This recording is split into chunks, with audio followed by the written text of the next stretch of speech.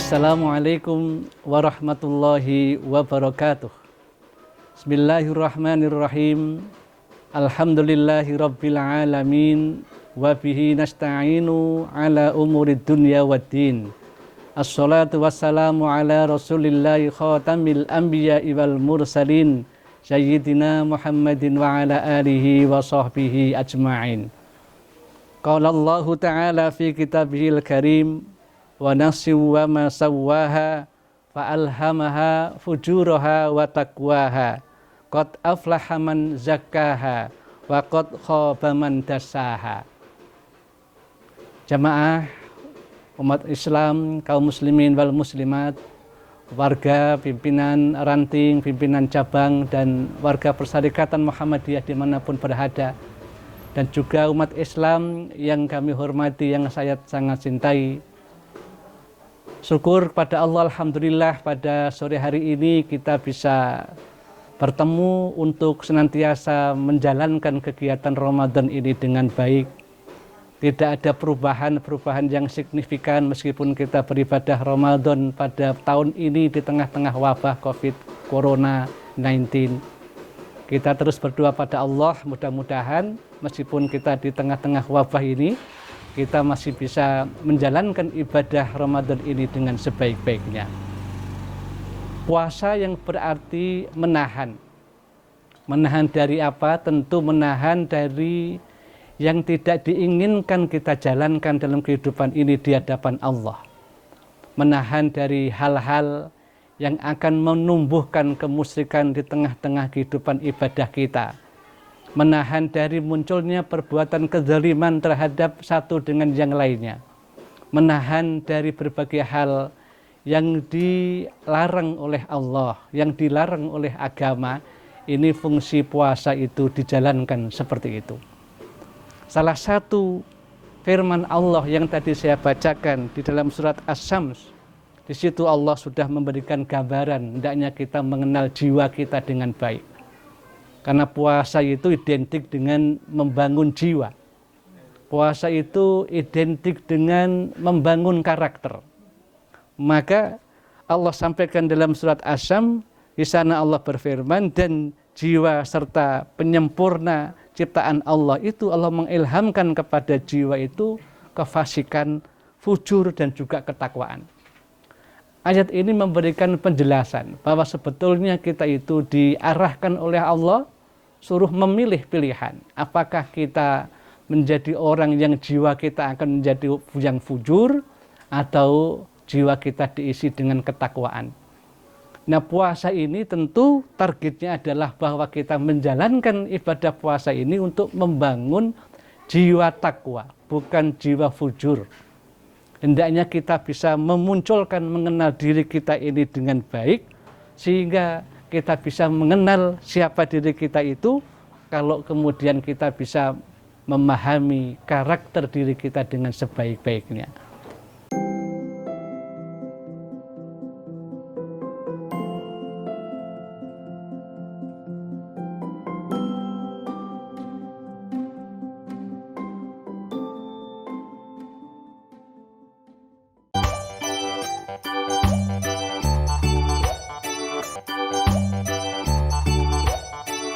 Maka kalau kita cermati lebih lanjut dalam surat Al-Fajr misalkan, di sana Allah juga menfirmankan kepada kita, ya ayyuhan nafsul mutmainnah irji'i ila rabbiki radiyatan mardiyah.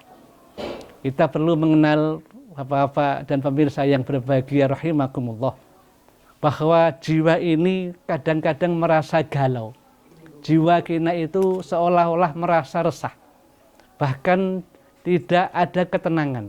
Apalagi di tengah-tengah virus COVID-19 ini, banyak orang yang kemudian menjadi galau, menjadi bingung, menjadi resah. Tetapi untuk orang-orang yang beriman, hendaknya kita menjadikan asbab musibah ini bagian dari pembelajaran, bagian dari cara Allah menguji kita untuk dinaikkan kelasnya.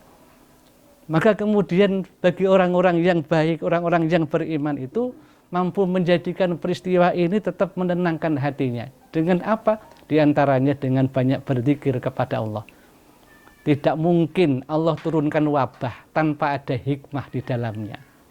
Maka Kanjeng Nabi sudah mengajarkan kepada kita di tengah-tengah kasus wabah ini, harapan kita, zikir kita kepada Allah, ya berdoa, Allahumma inni a'udzubika minal barosi wal jununi wal juzami wa min sayyi'il asqami, minta Allah perlindungan.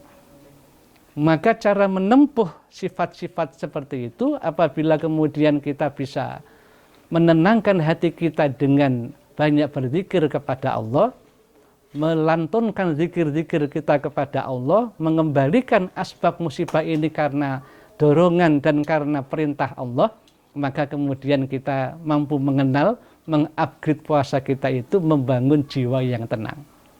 Tidak akan umat Islam itu menjadi segaduh ini, kecemasannya akan mampu dikurangi. Tetapi sikap berpikir kritis, berhati-hati, dan waspada itu menjadi ilmu yang kemudian menjadikan jiwanya ini menjadi tenang. Inilah yang kemudian dalam Al-Quran disebut sebagai jiwa yang tenang atau jiwa yang mutmainnah. Kita juga mengenal bahwa jiwa kita juga disampaikan oleh Allah adalah kita itu mempunyai nafsul lawwamah. Nafsul lawwamah ini adalah jiwa yang sering banyak berkeluh kesah, menyesal.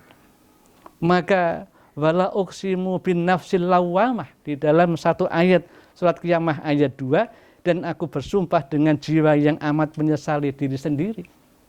Nah, jiwa yang lawwamah, jiwa yang banyak menyesal, menyesali, kemudian gerundel, kemudian menghujat sesuatu yang terjadi, ini yang justru diberikan pembelajaran oleh Al-Quran agar kita mengenal jiwa kita ini dengan baik. Pada sifat-sifat jiwa lawwamah kita itu jiwa yang senantiasa banyak berkeluh kesah.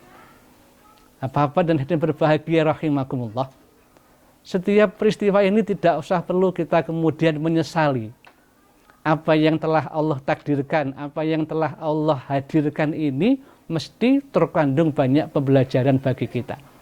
Setidaknya kalau kita melihat adanya kasus wabah virus corona, apa yang muncul? Yang muncul adalah sikap warok, kehati-hatian. Yang muncul adalah sikap ta'awun, sikap saling bantu-membantu. Yang muncul adalah sikap takaful, untuk kemudian saling memberikan jaminan, memberikan kecukupan satu dengan yang lainnya. Inilah yang akan mampu menjadikan kita, maka jiwa lawwamah itu yang kemudian banyak berkeluh kesah, kemudian banyak menghujat apa yang terjadi, ini tidak akan menjadi muncul dalam diri seorang hamba.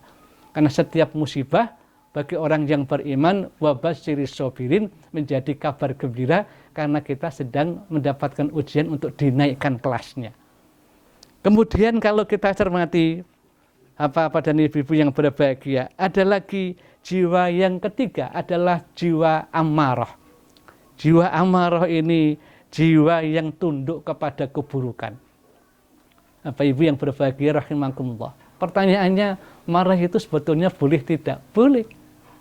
Tapi kalau kemudian puasa ini mengajarkan kita agar kita itu bisa mengendalikan amarah kita. Bahkan satu hadis Nabi menyampaikan, kalau kemudian kita terpancing untuk marah, Nabi suruh menyampaikan pada orang yang mengajak kita berdebat, saya sedang berpuasa, diucapkan sampai 2 kali dalam satu hadis.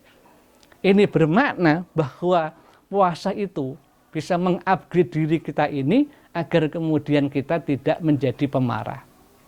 Orang sering tanya, loh marah itu boleh tidak? Boleh, tetapi hanya pada 2 kategori. Satu, marahnya adalah kondisional, waktunya tepat. Yang kedua, proporsional, takarannya pas. Itu yang kemudian orang mampu memanage sikap al-ghadab itu dengan sebaik-baiknya.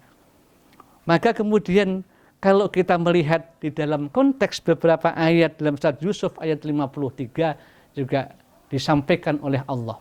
Bagaimana pentingnya kita bisa memanage supaya kita ini kemudian tidak menjadi orang yang gampang marah.